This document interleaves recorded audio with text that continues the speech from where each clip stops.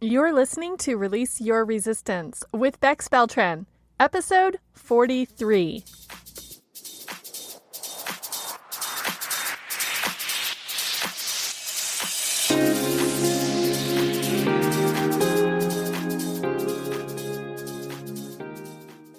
Welcome to Release Your Resistance. This is Bex. The only reason why any of us don't have what we want in life is because of our own resistance. Right now, I'm learning how to recognize and release my resistance, and this podcast tells you how you can release your resistance so that you can live the exact life that you want. Let's get started. Today's episode is all about critical thinking, which is a stark and fun contrast to my last episode, which was tarot and describing my tarot journey and the lessons from learning and embracing tarot. So today is the complete opposite other end of that scale for anyone who is more interested in the more logical, rational, and reasonable side of thinking. The interesting thing that I think about myself when I consider the topic of critical thinking is that, of course, I had heard the phrase in my early adulthood and never gave it too much thought until I specifically remember once in a work situation, someone in charge of a meeting asked a question and the whole room was silent. Nobody answered. So the person said, "Come on, use your critical thinking skills. What does XYZ mean?" And I remember at that point recognizing that while I had heard the phrase critical thinking before, I didn't really know what it meant. And I was already an adult in the workforce by this point. And I remember feeling confused by the term critical thinking. I don't think I ever had a critical thinking course, or if I did, I didn't remember a specific class or lesson in elementary school or high school. And I really don't remember being exposed to it as a standalone topic in college. And the reason why I think this is funny is because many years later, I was hired as an adjunct faculty member, and one of the courses that I was approved to teach was called Research Methods. And really, it was a critical thinking course. So obviously, I was qualified to teach it based on my educational transcript and my resume, even though I could not put specific words to a definition. It makes me further believe one of my very favorite expressions, which is, the best way to learn something is to teach it. So today, I want to give you my personal definition of critical thinking and tell you why, through teaching that research methods course, I fell in love with the idea of critical thinking. I want to give you some examples of how you can use critical thinking as you evaluate the messages and offers and suggestions that you get from the outside world, and more importantly, how you can use critical thinking to evaluate the messages and offers and suggestions that you get from your own brain. So first, let's talk about critical thinking. Did you feel that same panic or maybe just uncertainty that I felt in that work meeting when I mentioned this topic today? Did you feel like, well, yeah, this is a familiar phrase, but actually, I don't even really know what she's referring to when she says critical thinking? Or is this just a normal, everyday phrase that you could use and understand in any kind of context? And how often do you think about your own thinking? How often do you think about critical thinking?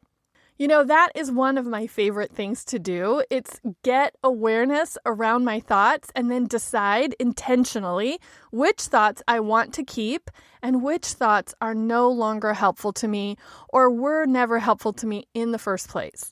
So my question to you to set the stage for this episode is, how often do you think about thinking? And how often do you think critically about your own thinking? My goals for this episode are to, first of all, give you a definition of critical thinking. Then I want to talk about why we don't think critically all the time, what is standing in our way from employing our own critical thinking abilities, and then I'll finish by giving you a few suggestions of how you can practice critical thinking every day. The dictionary definition of critical thinking is the objective analysis and evaluation of an issue in order to form a judgment. So that sounds pretty academic and maybe even a little scientific. Basically, what that means is when you think critically, you analyze and evaluate without bias before making a decision about whatever the topic is. My more conversational layperson definition of critical thinking is that it's thinking about the source of the message, thinking about the motivation of that source, and then using logic and reason to evaluate the source instead of using emotion to make a decision about the message. I also include noticing thinking errors in my own definition of critical thinking. And the other addition that I've made to my own definition of critical thinking is that it is using your prefrontal cortex, not the primitive brain, in decision making. So let's explore each of those elements individually. When I think about a message, I like to think about who is the source of this message and what is the motivation of that source. A very simplistic way to do this would be to ask yourself, who's sending this message? Is it a friend, a family member, a stranger, an advertiser, a salesperson? Is it someone who wants something from me? Or is it someone who wants something for me? Another differentiation that we make, maybe almost immediately or subconsciously or subliminally, is asking if the motivation of the messenger is to inform or to influence or to validate or to flatter. What are they trying to do? We are instantly trying to figure out why this source is sending us this message. Well, maybe it's not so instant. Maybe if you're not in the habit of critical thinking, you don't naturally ask yourself this question.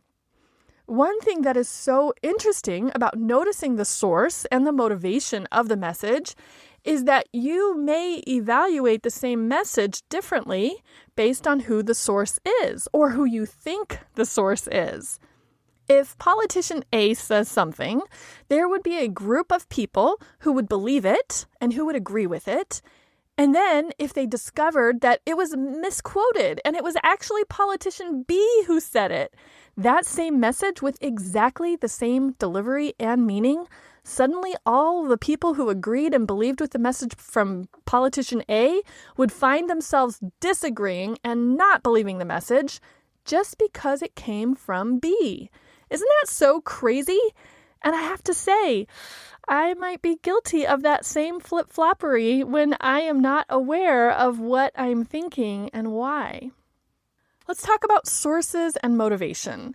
Imagine that a friend of mine listens to this episode today, and after she listens to it, she sends me a message that says, "I loved that episode. You did an excellent job." So if I think about the source, my friend, and her motivation, why she sent me that message, I can imagine that her motivation could be to make me feel good, or maybe to share her joy and appreciation with me. And maybe she is trying to deepen our connection. Or maybe she just wants to inform me that she liked the episode. If another friend sends me a different message that has nothing to do with this episode and nothing to do with me, really, if she just wants to tell me that she just finished watching a television series that she really enjoyed and she thought I would enjoy it too, maybe her motivation is just to inform me about something that she likes. Maybe she's also trying to establish a deeper connection with me by encouraging me to watch and like the same thing that she watched and liked. So maybe she is trying to influence my behavior. See, we really haven't had to employ a whole lot of critical thinking yet with these two examples of messages from friends. We can just guess that their only motivation is probably just to share and inform and maybe to feel a deeper connection. Another example of a message that we could dig into deeper to evaluate would be if we're driving on the freeway and we see an electronic billboard that is created and maintained by the Department of Transportation. And that billboard has a message that says, "Click it or ticket." So the source of the message is the state's Department of Transportation, or maybe it's an engineer in that department, or maybe a policymaker, or maybe a safety specialist. The source could also be the Department of Public Safety. I'm actually not sure who creates and directs and maintains those public service announcements that we see on the freeway.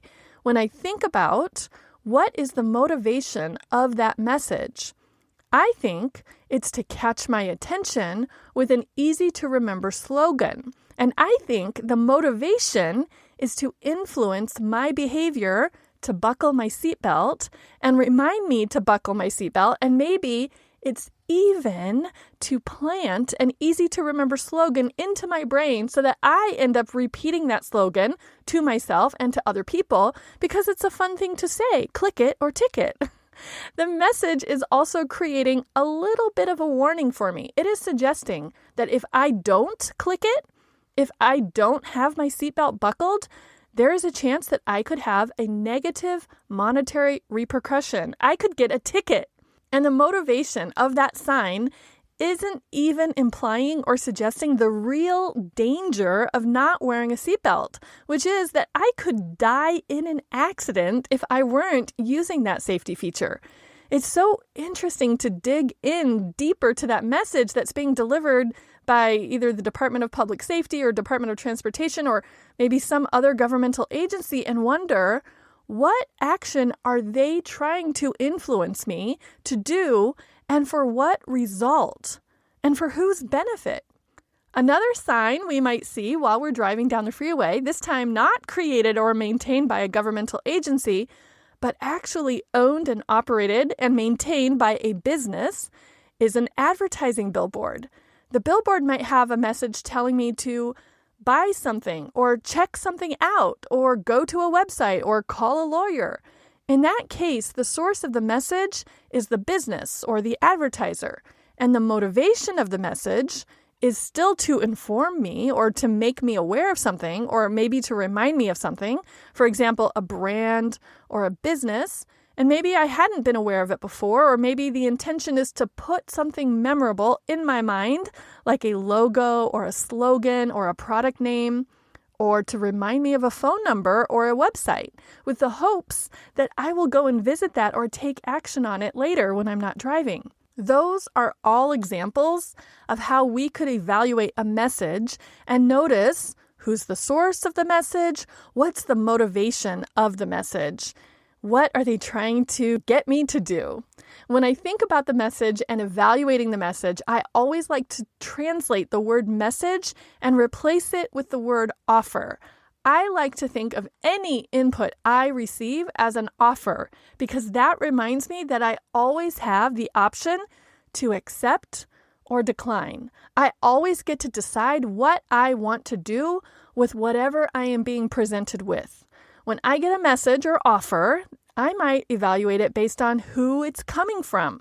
Is it a friend or a foe? Someone I like or someone who I don't like? I can consider if this offer is a threat or a gift. Is it taking something away from me, or is it offering me a benefit or an advantage? Up to this point, if we apply my definition of critical thinking to a message, we are basically judging and deciding on who is the source of the message, what is the motivation of the message, and how should I evaluate this message.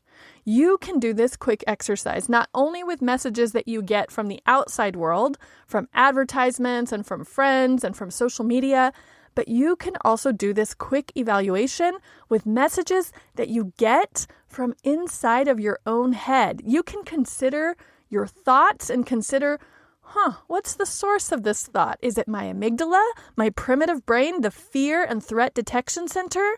Or is it the logical, rational prefrontal cortex part of my brain, which can think strategically and think of long-term consequences and benefits?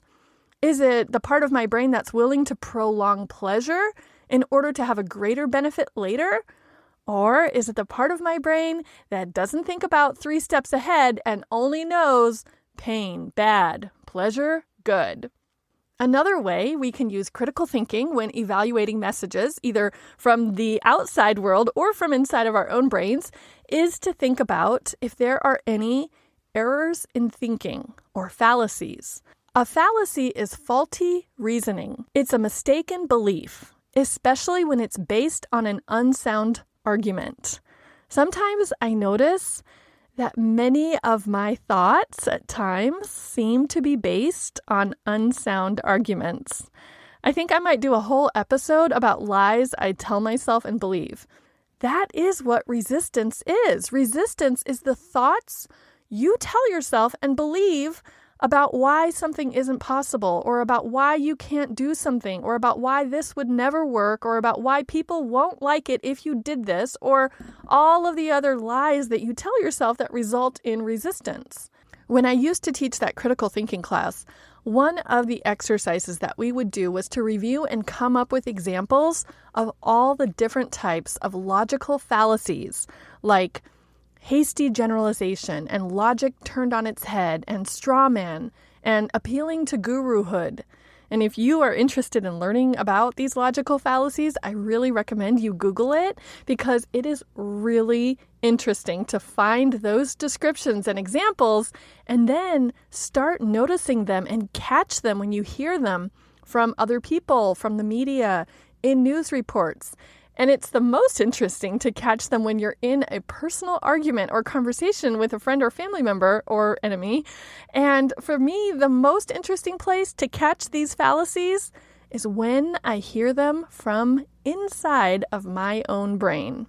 One of these fallacies that I frequently fall victim to is the crowd factor. I notice that I feel a lot more calm and reassured about a decision if other people are making the same decision. And this makes perfect sense. This is my human brain. This is a time and energy-saving thinking shortcut that tells me, well, if other people are doing this, then it must be safe, or it must be appropriate, or it must be okay. Well, that is a fallacy. I can notice that when I make a decision based on the actions or opinions of, quote-unquote, the crowd, instead of fear of missing out, you've heard of this, FOMO, I actually like to call this one fear of being left out, FOBLO. I'm just curious if you have any examples of that in your own life. If you go along with something without even really questioning it, without even really noticing if you want to go along with the crowd, or if you agree with the crowd, or if the crowd has any additional certainty if this is the right choice for you or not. Let's switch gears a little here and talk about, why don't we think critically all the time? If it's better, if it's based on the better part of our brain, why don't we do it? Well, I already brought up the idea that when you evaluate the source of your own thinking and your own messages and offers, you may be getting an idea from your primitive brain, or you may be getting a suggestion from your prefrontal cortex. And knowing that, my belief is that the reason why we don't think critically all the time is because it really actually does take longer. It is not as instantaneous as just following the suggestion or the utterance or the urge that comes from your primitive brain. Obviously, thinking critically and taking the time to slow down and evaluate and consider takes more of our own mental capacity and energy as well.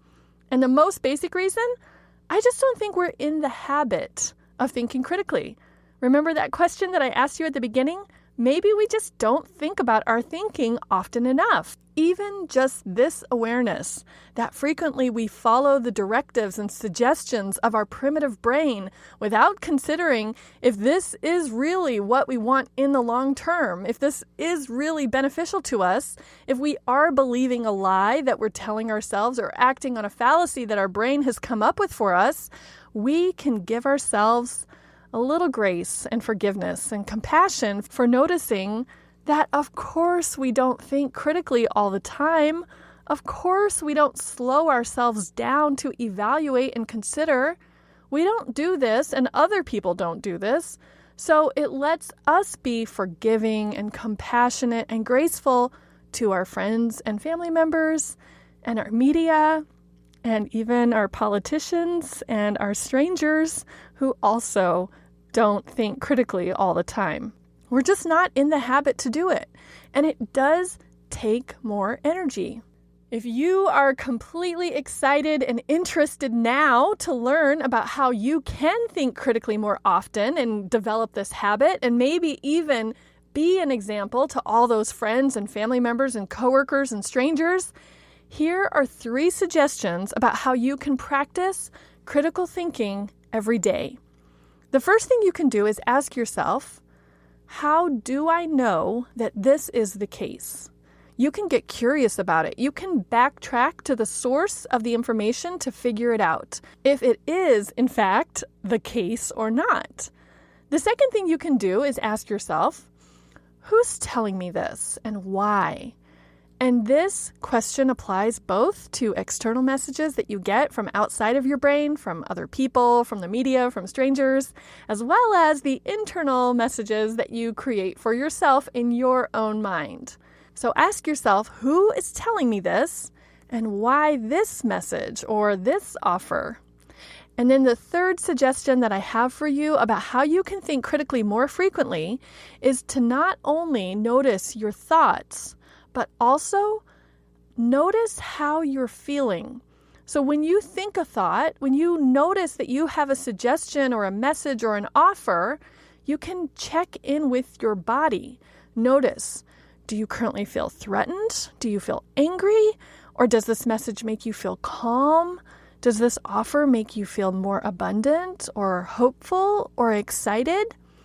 I think your emotions are useful in helping you notice what part of your brain is giving you information about a message or an offer. If you notice yourself getting angry while you're reading a news story, you can then backtrack a little bit and wonder, why am I getting angry? Do I feel threatened? Do I feel fear? What part of reading this news story is making me feel threat or fear? Just dropping into your emotion and noticing the emotion that's associated as you're receiving the message might help you stop and remember, wait a second, who's the source of this message and what is their motivation? Are they trying to scare me with this article in order for me to take action?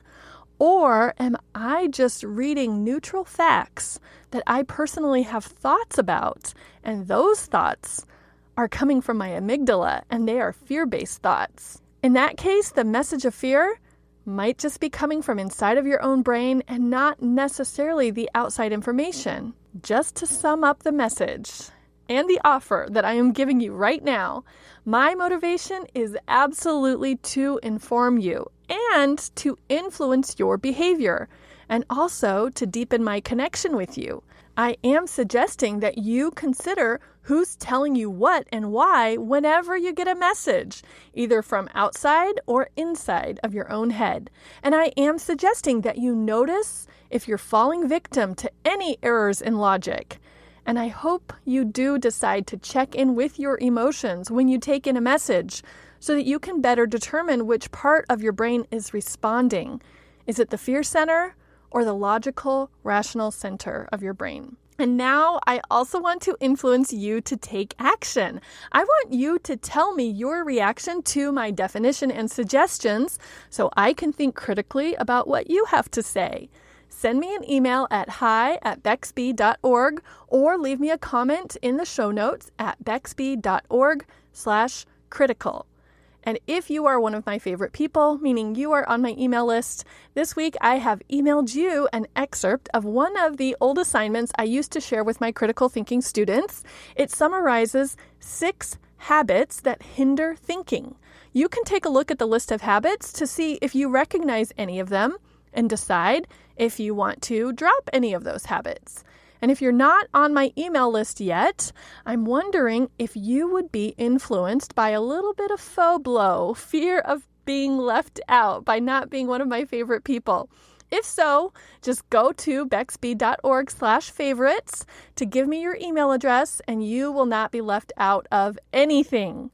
And one more thing before we go today, if you have noticed yourself feeling uncertain, or notice yourself wishing that you could control things that seem out of control, the message I want to share with you is the only certainty we know for sure is uncertainty.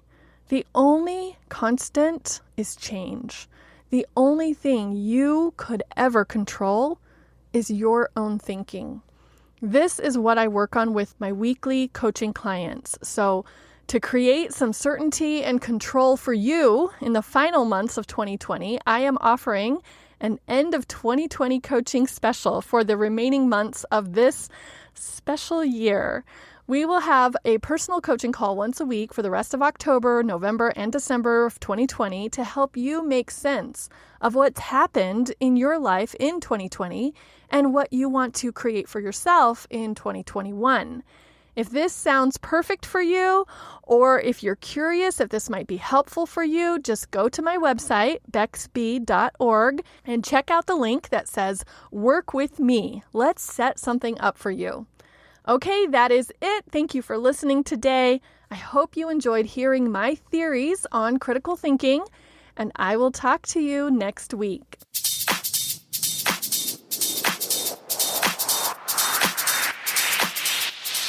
This has been Release Your Resistance. Thank you for listening. If you like this podcast, make sure you're subscribed and leave a review on Apple Podcasts.